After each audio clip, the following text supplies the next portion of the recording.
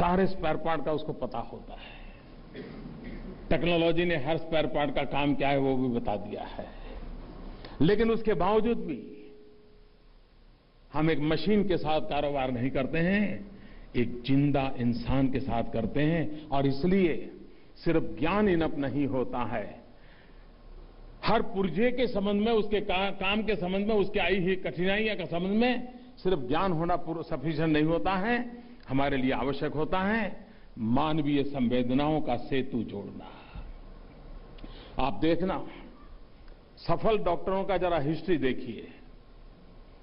बीमारी को फोकस करने वाले डॉक्टर बहुत कम सफल होते हैं, लेकिन बीमार पर फोकस करने वाले डॉक्टर ज्यादा सफल होते हैं। जो बीमारी में सटा हुआ है, जो सिर्फ बीमारी को एड्रेस करता है, वो न पेशेंट को ठीक कर पाता है और न ही अपने जीवन को सफल कर सकता है। लेकिन जो बीमार को एड्रेस करता है, उसकी मनोवैज्ञानिक अवस्था को एड्रेस करता है, उसके अवस्था को सोचता है। गरीब से गरीब पेशेंट आ गया, पता है पेमेंट नहीं दे पाएगा, लेकिन अगर डॉक्टर ने एक बीमार को देखा, बीमारी को बाद में देखा, तो आप देखना कि 20 साल के बाद भी वो गरीब पेशेंट मजदूरी करके डॉक्टर के घर वापिस आके अपना कर्ज चुका देगा। क्यों? क्योंकि आपने बीमारी को नहीं, बीमार को अपना बना लिया था। और एक बार बीमार को अगर हम अपना बना लेते हैं तो उसकी बीमारी को जाने का कारण भी बहुत बन जाता है। आजकल मेडिकल साइंस एक प्रकार से टेक्नोलॉजी से ओवरपावर्ड है। टेक्नोलॉजी ड्रिवन मेडिकल साइंस है। आज कोई डॉक्टर बीमार व्यक्ति आ जाए तो देख करके 4 सवाल पूछ करके दवाई नहीं देता है। वो कहता है जाओ पहले लेबोरेटरी में ब्लड टेस्ट करवाओ, यूरिन टेस्ट करवाओ। सारी टेक्नोलॉजी उसके सर चीर फाड़ करके चीजें छोड़ करके कागज पे आपको डाल दे, तो फिर आप तय करता अच्छा ऐसा करो, वो वाली लाल वाली दवाई दे दो या नीली वाली दे दो, ये दे दो, आपने कंपाउंडर के बता देते हैं। यानी डॉक्टर को निर्णय करने का इतनी सुविधा बन गई है, उसको इतनी चीजें उपलब्ध है, और थोड़ा सा भी एक्सपीरियंस उसको एक्सपर्टाइज की ओर ले जाने के लिए बहुत बड़ी ताकत देता है। और जब मैं सुनता हूं कि पीजीआई एक डिजिटल इनिशिएटिव वाला इंस्टीट्यूट है, इसका मतलब आप मोस्ट मॉडर्न टेक्नोलॉजी के साथ जुड़े हुए परिचित डॉक्टर हैं। और अगर आप मोस्ट मॉडर्न टेक्नोलॉजी के साथ जुड़े हुए परिचित डॉक्टर हैं, तो आपके लिए अब उस पेशेंट को समझना, उसकी बीमारी को समझना, उस बीमारी को ठीक करने के रास्ते तय करना, टेक्नोलॉजी आपको मदद करती है। ये जो बदलाव आया है, वो बदलाव पूरे मेडिकल साइंस में किस प्रकार से बदलाव आए। और मुझे विश्वास है कि हां, जो शिक्षा दीक्षा आपने पाई है, हम ये भी समझें कि हम डॉक्टर बन गए। हमें डॉक्टर किसने बनाया? इसलिए बने कि हमारा दिमाग बहुत तेज था, एंट्रेंस एग्जाम में बहुत अच्छे मार्क्स ले आए थे, उस समय हमारा कोचिंग बहुत बढ़िया हुआ था, इसलिए हम डॉक्टर बन गए। हम इसलिए डॉक्टर बन गए कि 5 साल 7 साल जो भी बिताना था बहुत ढंग से बिताया, इसलिए डॉक्टर बन गए। अगर ये हम सोचते हैं तो शायद हम अधूरे सोच के हैं, हमारे ख्यालात अपूर्ण है। हमें डॉक्टर बनाने में एक वार्ड बॉय का भी रोल रहा होगा। हमें डॉक्टर बनाने में एग्जाम के समय देर रात किसी पेड़ के नीचे चाय बेचने वाले पास जाकर के कहा होगा कि यार रात को देर तक पढ़ना है, देखो यार उठ जाओ यार चाय बना दो। उसने कहा होगा यार ठंड बहुत है साहब सोने दीजिए ने। आपने कहा होगा नहीं नहीं यार चाय बना दे, लेकर एग्जाम है। और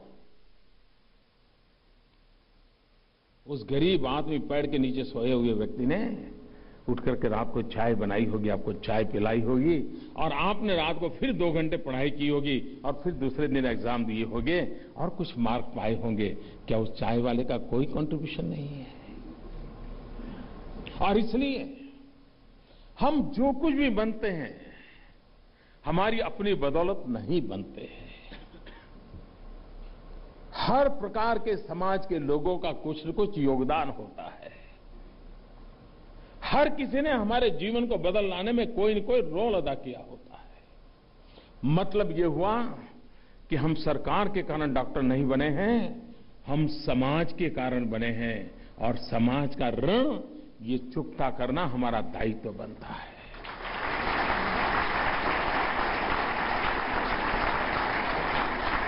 आप में से बहुत लोग होंगे जिनके पासपोर्ट तैयार होंगे, बहुत लोग होंगे जो शायद वीजा की एप्लीकेशन करके आए होंगे,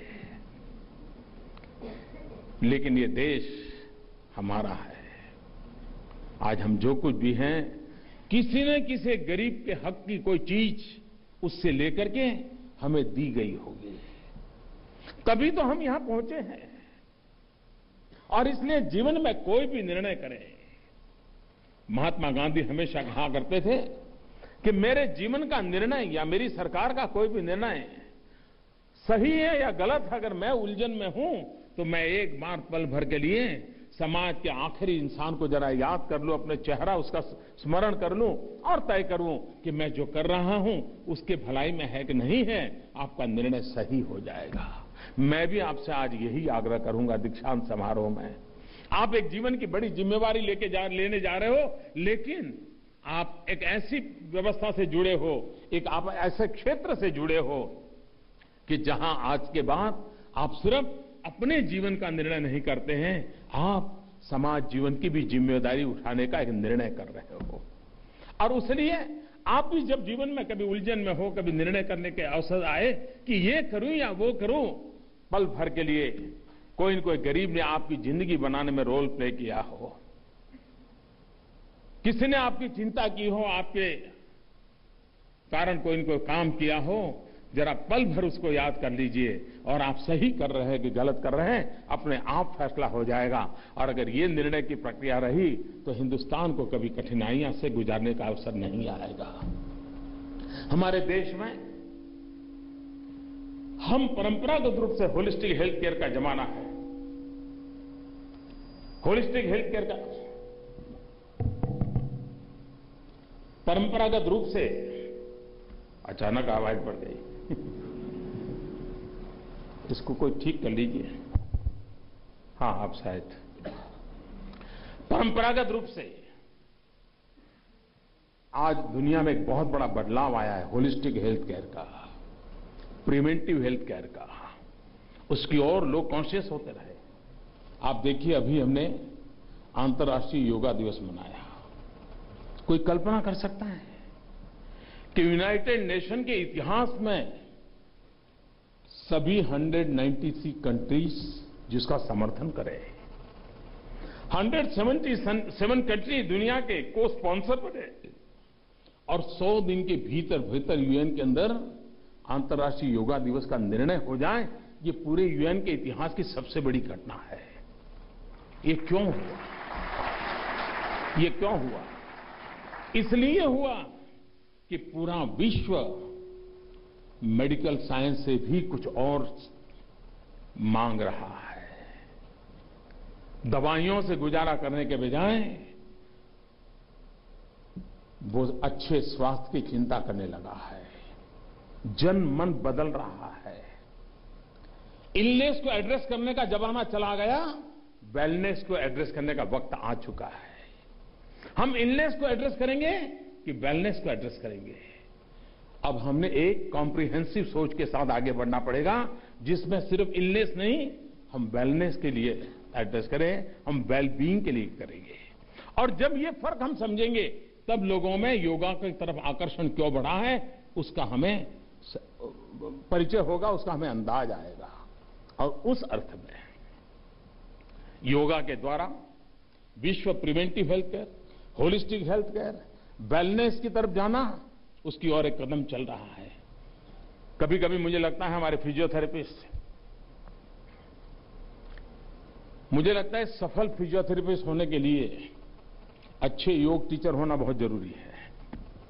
आपने देखा होगा आपकी फिजियोथेरेपी और योग की एक्टिविटी इतनी परफेक्ट सिमिलैरिटी इसमें है कि अगर जो फिजियोथेरेपी कोर्सेज करते हैं उसके साथ साथ अगर वो योगा एक्सपर्ट भी बनता जाए तो शायद वो द बेस्ट फिजियोथेरेपिस्ट बन सकता है, बेस्ट फिजियोथेरेपिस्ट बन सकता है।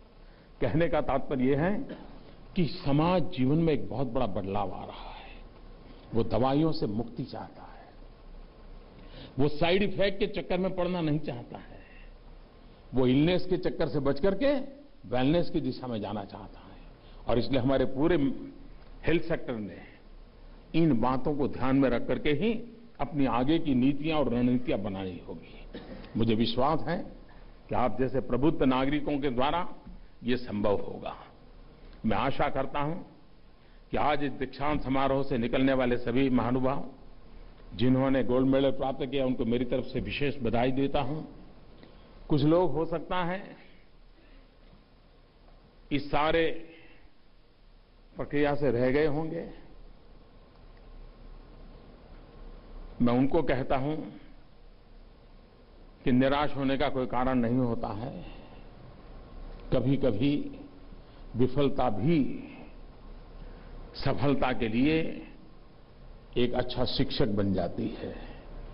और इसलिए जिन्होंने सोचा होगा कि ये पाना है, बनना है, कुछ रह गए होंगे, उन्होंने निराश होने की आवश्यकता नहीं है। उसी विश्वास के साथ आगे बढ़ना चाहिए। और जिन्होंने आज सफलता पाई है और जीवन की नई ऊंचाइयों को पाने का जिनको अवसर मिला है, उन सबको मेरी तरफ से बहुत बहुत शुभकामनाएं हैं। आप उस पद पर हैं जहां से आपको सिर्फ पेशेंट की नहीं, आने वाले दिनों में विद्यार्थियों को भी तैयार करने का मौका मिले, उस स्थान पर आप प्राप्त हुए हैं।